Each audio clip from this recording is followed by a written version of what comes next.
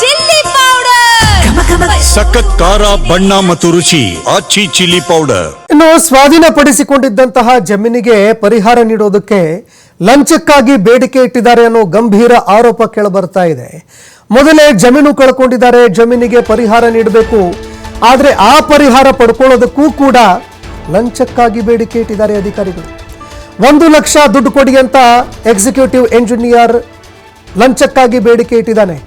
ಇದೀಗ ಎಂಜಿನಿಯರ್ನನ್ನ ಅರೆಸ್ಟ್ ಮಾಡಲಾಗಿದೆ.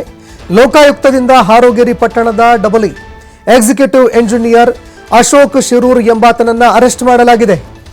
ಬೆಳಗಾವಿ ಜಿಲ್ಲೆ ರಾಯಬಾಗ ತಾಲೂಕಿನ ಹಾರೋಗೇರಿ ಪಟ್ಟಣದ ಒಂದು ಕಚೇರಿಯಲ್ಲಿ ನಡೆದಿರುವಂತಹ ಘಟನೆ ಇದು.